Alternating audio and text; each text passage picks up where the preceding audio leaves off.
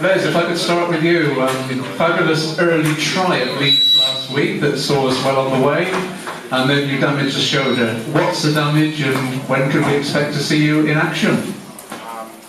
Hello. Firstly, that was a good teamwork. It was a good teamwork that got my try, but taking that my injuries and stuff. I just found out that I tore both ligament on my shoulders. So I'm going to see the specialist on Monday, and we'll find out and we'll go from there. Sorry about the squeaky microphone. I don't know if it's because you're sat underneath the speaker, perhaps so moving a few inches. Henry, the first time we've had the opportunity to talk to you because you seem to be playing a lot, but at the moment out with a leg injury? Yeah, I got a small tear in my knee, but hopefully next week I should be training and back fit really. It's just a scratch. Compared to you, you wouldn't even bother with it, Les, would you? You'd be out there. Henry, last season, of course, your progress was halted somewhat by injury. Do you feel that you've caught up the lost ground and are starting to make a real impact at the club? I think I've got my foot in the door, definitely, but I mean, Charlie Sharples, Dave Lewis sort of coming in at the same time as them. I've got a lot of catching up to do to get to where they are. They've established themselves as first team players and they're sort of in the mix every single week. People won't know your background. Can you sort of quickly fill us in with your early days of rugby, how you came to be a member of the Gloucester playing squad? Yeah, well, won't bore you too much. I grew up in Cirencester and played for the Cirencester RSC there. And it sort of went from there really. I played at school, played a bit of football and rugby all the way up till I was about 16, 17. And then went up to Hartby College and studied rugby there, and it sort of went from there, got selected into the academy, went from the Silver Academy, Gold Academy, up to the first team. Finally, on you, a lot of negotiations with contracts at the moment. You're not one of those up for contract renewal this year? No, I've got another season. I signed a 2-year last season, so I've got the remainder of this season and then next season, and then hopefully stay on from there. So do we all. Les, as I said, you got an early try against Leeds last week. Results left the door open for Gloucester, and this time, unlike the Amlin, we walked right the way through it. Today we've got London Irish with the guarantee of a home semi-final if we can win. How much excitement does that give a lift to the squad? I've noticed this week that the supporters have been buzzing rather than thinking, oh yeah, just another dead rubber. Does it have the same effect within the squad that you know there's really something at stake in this match? I think we know the state of the moment.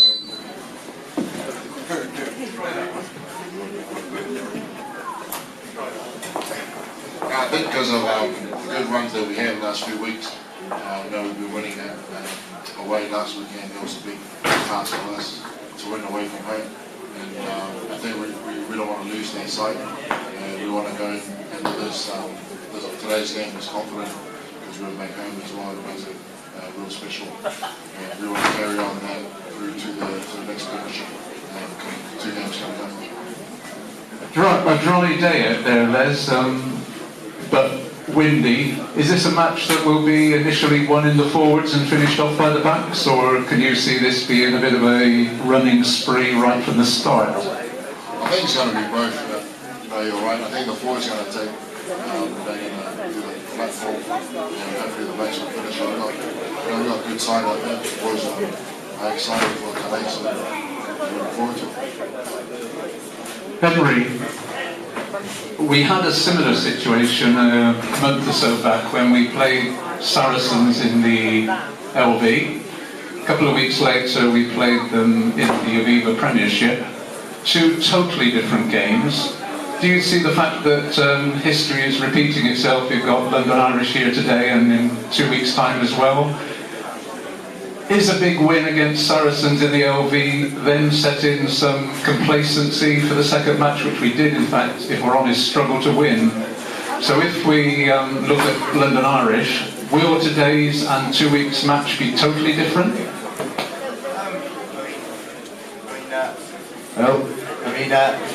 they're not going to necessarily be very different. Obviously, they're both at home, and I think every time you play at home, you sort of have to win. And I think whatever team comes down here, if they've got any changes or anything like that, then I don't think it really makes a difference. We always look at ourselves. We're always confident going into every game at home. And I think sort of we've had our ups and downs in the season, and I think it's still good that we've got still a chance to beat you, and we're in a semi-final for the LV, and I think that's great for the players. Know that we, because we're quite hungry to get some silverware, and that just sort of allows us to sort of get on a platform and get a confidence win here today, and then in 2 weeks against them again. Talking about today's match, and you mentioned that it'd be nice to get some silverware. It's been rather disappointing the last 2 years. 2 finals, 2 defeats. Last year very close against Cardiff, let's forget it. But this time, yes? Yeah, I mean, hopefully, we're definitely confident with this season. I think everyone thinks in the squad the management come a long way in the last few years, and it has been very disappointing for the players and the fans that we haven't quite made that last step to sort of get some silverware. But I mean, hopefully, as I say, we're all confident and we're all hungry for it, so hopefully we'll get a win. Whereas after today, we're back to Aviva Premiership, Wasps away. Not a particularly happy hunting ground for Gloucester, but you did mention earlier that we've gone on a little bit of a winning run. Last week's away win and away form has very often been the problem. Are we moving in the right direction to start logging up a few W's in the away column? Yeah, definitely.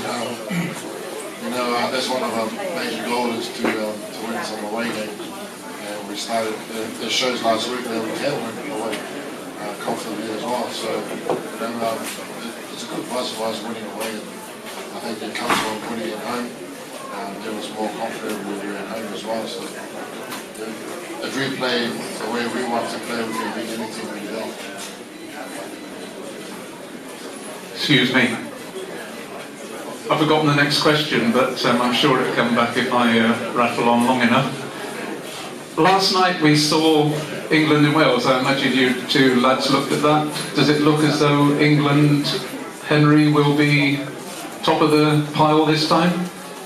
Yeah, hopefully. I mean, they got a good few wins. I mean, they got a good few wins going into the Six Nations against Australia, and I think they've come a long way in the last few years. As they're looking to play a lot more rugby than they did a few years ago. Mike's doing a great job of taking on that captaincy role. I think as soon as you get a good win, especially away from home against Wales, it's always going to be a good one. I think they can they're quite confident to go along with in the tournament. I think they've got Italy next week, and that'll be a good game for them. They always come out and they always come out hard, but at the same time they're expected to win that one and then sort of play against the harder teams like France. I think it'll be France, people like that, they're going to put a lot of pressure on them, but I mean, yeah, they're looking good. Your own situation, are you now out of the age group rugby? Are we now looking at your next step would be the England Saxons? Yeah, that'll be the next step. Too old now for under 20s, so yeah, sort of playing well at club. That's my main aim at the minute, just to concentrate on club level and get a few performances together, and then hopefully go on from there. I think if it wasn't for his injury, I think he should be on this year.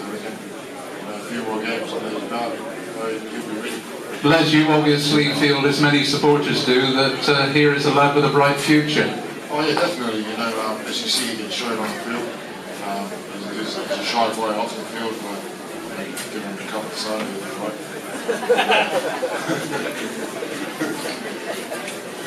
It's a good future. Himself, Johnny May, Johnny May, last weekend, Chapel, Freddie, they all come through the ring, and putting the club in the right direction as well, and their career as well. Put you on the spot, Henry. We read and don't know whether to believe that you and the rest of the youngsters are great mates. Could you just sort of look 2 or 3 years ahead and see, Christ, what a backline Gloucester may have, even if Lesley's retired by then? They call themselves young backs.